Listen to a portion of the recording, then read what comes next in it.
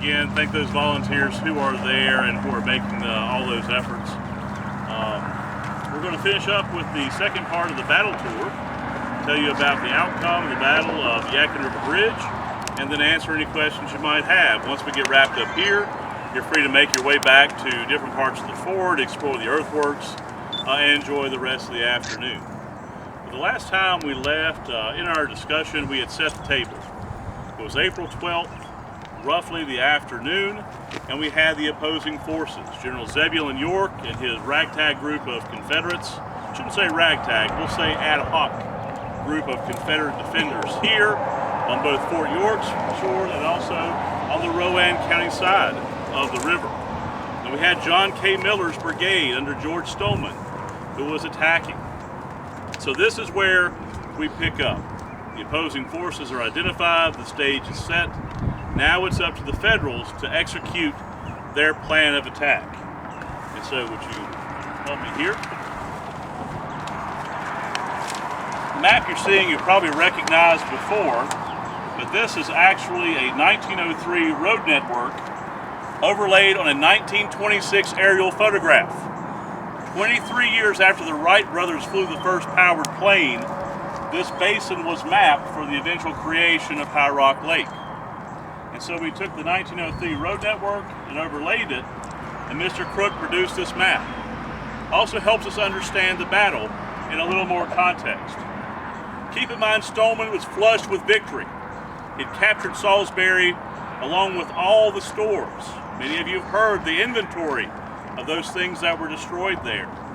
Again, he was surprised because the prisoners had already gone. The prison had been closed since February of 1865, and nobody bothered to tell George Stoneman. Well, he still claimed victory nonetheless. So after securing Salisbury, he dispatched one of his brigades under Colonel Miller. We've already been introduced to him. And according to Corporal John Birchfield of Company G of the 13th Tennessee Cavalry, their objective was clear. They were sent 4 miles northeast of Salisbury to burn the bridge, not tear up railroad, not fight a skirmish. Their job was to burn the bridge. And notice here, he talks about 4 miles out of Salisbury. You're saying to yourself, Watford is 6 miles from Salisbury. Everybody knows that. Well, if you actually look at the dimensions, approximately 4 miles out of Salisbury ends at this point. Today in Spencer, that's called Hackett Street. Those of you who might be local. To orient you guys, here's the fort, Yadkin River Bridge, Railroad Bridge. Same place it's always been, okay? That intersection, you folks can see that cell tower over there. That's located right here today. Now, with that orientation, you can always see this is a much bigger battle than you may have thought of or envisioned in your mind. Also, one of the interesting things as the Union Army is attacking is knowing what type of firearms they're equipped with. And again, you say to yourself, Watford, what are you talking about? What matters? A gun's a gun. Probably have shorter guns since they fire back from cavalry. But interestingly enough, requisitions show us the 8th Tennessee was armed with Spencer carbines as well as Burnside carbines. What difference does that make? The 13th Tennessee was equipped with Sharps carbines. A Sharps has a paper cartridge. Burnsides have metallic cartridges. So as the troops are firing, those metallic cartridges are leaving breadcrumbs as to their trail across the battlefield. So much like those who do the artifact hunting, you can document the presence of those Burnside carbines and thus document the presence of the 8th Tennessee.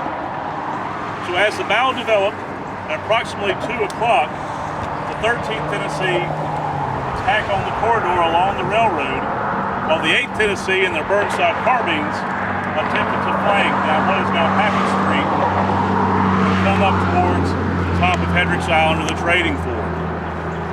They met Confederate resistance along the way. In fact, one of the earliest recorded accounts of the battle, not by an eyewitness but somebody who heard it, talked about the Raiders appeared at 2 o'clock towards the Yadkin River, and a brisk fight was kept up on the Rowan County side until nightfall. the Confederate forces had already been positioned on the Rowan County side as an effort to defend the bridge from both sides. So Rowan County, this is your battle. You did most of the fighting here. This was Fire Base York to provide support. So God bless our Rowan County friends. But as the Union began to push in, the Confederates gave way in an orderly manner. Now you've heard Lee talk about the cell phone tower, which is just behind my shoulder there. One of the interesting discoveries we've noted is that there appears to be a line of battle in which Burnside carbines and Gardner bullets, Confederate rounds, are intermixed. So at some point we can conclude that's either a position that was overran by the Union troops or taken back by the Confederates. One way or the other, it was one that actually changed hands during the course of the battle. But by 2 o'clock, or by 3 o'clock rather, the Union commander, Colonel Miller, has got a decision to make. This has not been like every other battle he's faced on Stoneman's Raid, where the home guard fires a shot and then runs for cover. He's facing troops that have got good prepared positions, that are dug in and able to fight. So he sends back to Salisbury to his commander. Here, let me stop for just a second. Not only for civilian economic purposes, but remember what we talked about. Lee was pinned down at Petersburg. Johnston was in Guilford County and Randolph County trying to hold back Sherman. This was the inner defense line. This was the supply train that was coming through here. So that's the importance. So we'll cut them some slack. Next time we'll tell them to keep it down a little bit because we're too busy up here giving a tour. So here's where we start, which was a moment of decision for Colonel Miller. He encountered much more resistance from the Confederate forces than he had ever dealt with or anticipated. So here's the call that he makes. He sends word back to his commanding officer, General Stoneman, whose headquarters is posted at Salisbury. Informs him of the situation, and the rest kind of takes on an interesting tool because we pick it up from someone who is attending Stoneman's headquarters at that point. And he mentions that Stoneman read the dispatch, and he became angry and shook his fist, much like this. He said, "You tell Miller to take 500 more men and take that bridge if it takes the life of every one of them." Well, how would you like to be one of those 500 men, of course? Not very good. But when it comes down to it, Stoneman's already short-handed. Brown's brigade is in Salisbury rounding up all the supplies, dealing with the locals. Miller's got more than he can handle out here at the river. So instead of sending 500 men, very good for the 500 men, captured cannon is sent up by General Stoneman to try to add to the weight of the federal force here. Remember the morning time, there was the Battle of Salisbury or Grant's Creek. Confederates didn't offer much resistance to that battle, and over 16 cannon were captured. So instead of actually sending more men, we'll send more cannon to see if we can reduce the fort and perhaps make some type of crossing there. And then the cannonade begins. And because all ear witnesses say lasted until dark. Now as the cannonade is going on, we have small arms fire being exchanged on the riverside between the Union and the Confederate forces, and so it settles in to a standstill. But just at that time, when the Confederates are outnumbered and more cannon is being brought to bear, the importance of the railroad comes into clear focus. And approximately 5 o'clock in the afternoon, Thank you, sir. reinforcements arrive from Greensboro. The Consolidated Brigade of Edmund Pettus. We introduced him while we were up there. 6 Alabama regiments and 2 battalions of Virginians. Veterans of the Army of Tennessee arrive in number of 1,200 men. So now the Confederates are no longer outnumbered, they have the advantage. And as the weight of the fire is produced from the Alabama troops and Virginia forces, at this point Miller and his artillery barrage, which has been ineffective at this point, will have to make one final call. Do we make a helter-skelter rush 200 yards to try to capture the bridge? Or is discretion the better part of valor? And to fall back and to defend our way in our retreat back to Salisbury? He makes the latter decision and exercises that degree of valor.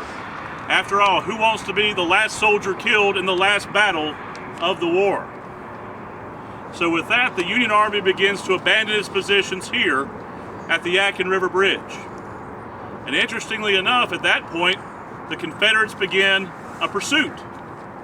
So not only have they defended the bridge, now they're taking the offense. And Captain George Brewer of Piedmont, Alabama, is dispatched with a company of men, what he called a strong picket force. And when he writes about this shortly after the battle, it's not to brag that he was doing something incredibly brave.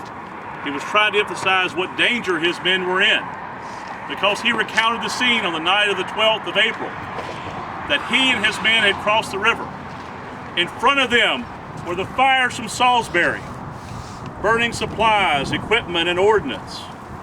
In front of them was the Union force of unknown number, and behind them was a river that it would be dangerous to recross if they were attacked. So not of bravado, but understanding that these soldiers' duty was potentially very hazardous if the Union Army attacked again.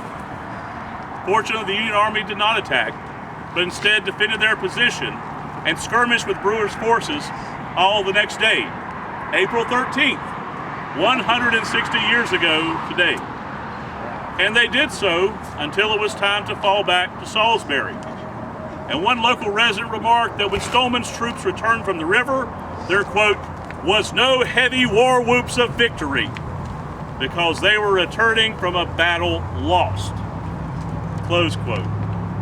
With that stated, the fighting here and the fighting in Salisbury came to a close at 3 o'clock on the afternoon of April 13th, as Stoneman gathered all of his now consolidated brigades in one column, and they moved west to Statesville. The aftermath of the battle was fairly well documented, in that Robert Heroux, who was an artillerist, was not at this battle but was in Greensboro, and he was being transferred to Charlotte to do military police duty. By trade, he was an artillerist, the same man that you saw up there. And so he recognized and made note of the damage to the artillery on the other side of the river. In fact, one of the pieces he noted was center shot, which means a round from Fort York went right down the muzzle of a round of a cannon on the other side. And he noted that because nothing else would say harm to artillerymen than that type of impact if you're one of the four men working the front of that gun. He described broken limbers, damaged caissons, and all the kind. A few days after Heroux, another person you may recognize called Jefferson Davis passed through here.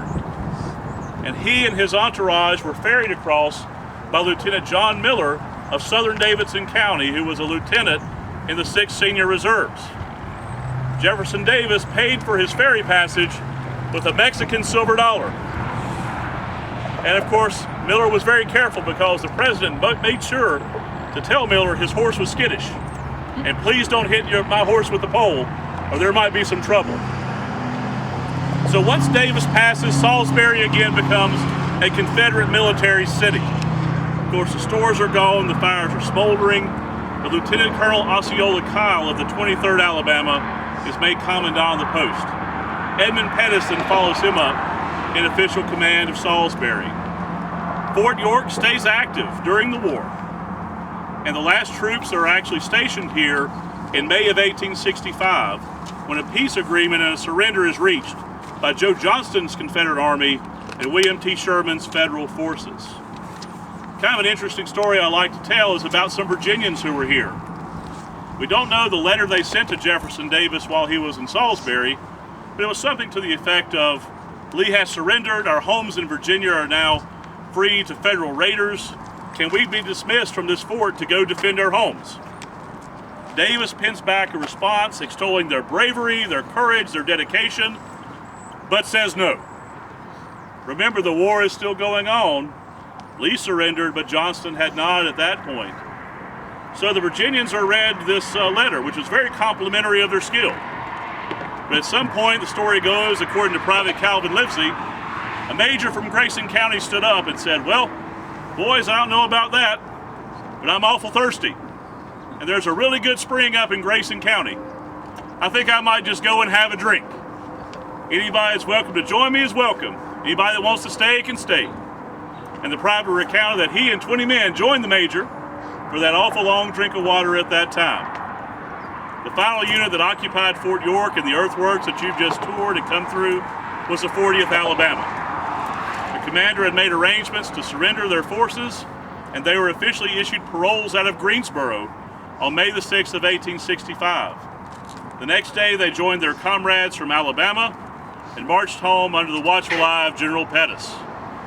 And with that said, that closes the history of Fort York, the Battle of Yadkin River Bridge, and the Civil War action that was fought here during the months of April and May of 1865. Now, I know everybody can't be completely awed by my presentation. If you are, it's a compliment. But please feel free to ask myself or Lee any questions you might have. Otherwise, you're free to roam about the fort or carry on about your day.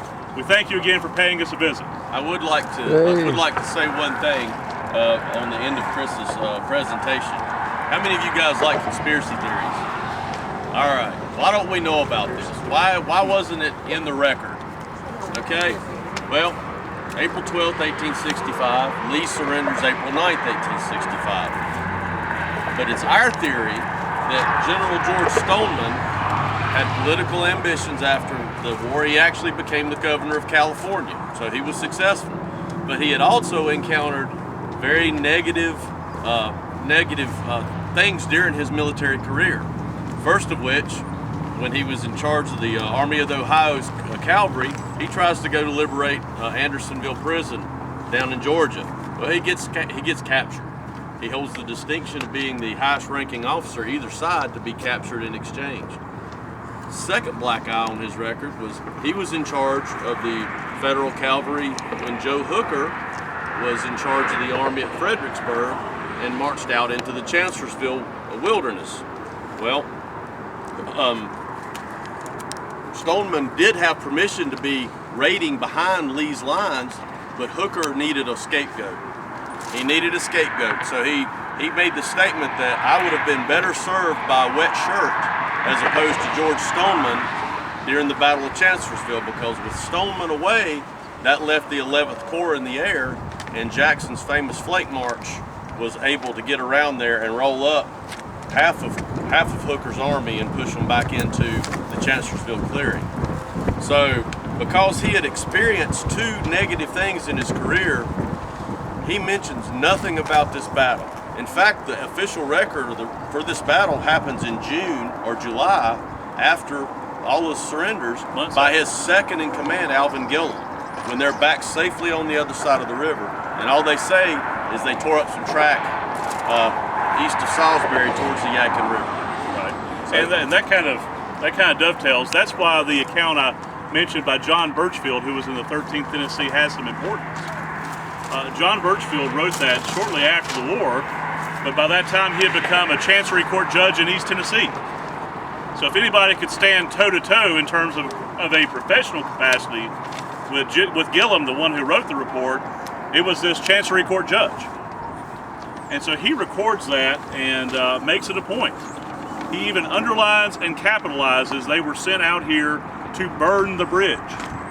Because think about this and think about what that meant. He lost two compatriots here, at least. The first one was Leander Russell, a 33-year-old saddler from Morristown, Tennessee. He was shot in the head at the Yadkin River on April 12th of 1865. That wasn't Grants Creek, that was here. And when his company commander made an inventory of his effects, he had one ring, his wedding ring, and $2 US in currency to his name. When he died, that was all the property he had in the world. On the 13th, during the skirmishing with the Alabamians who had crossed the river, the bugler of Company A, Godfrey Jenkins, age 18, was killed in action. So for Birchfield, the fact that we kind of leave out the sacrifice of two of his fellow soldiers may have been somewhat of an irritation. And during that time, who else better to take on the military authorities than a court judge? I promised you guys a picture of the lost battery. I apologize for the graininess of the photo, but because these aerials are scanned, we are subject to the resolution with which they are scanned. Standing here, right there's the old battery. Here's the bridge. You can kind of see it right here, folks. If you Yep.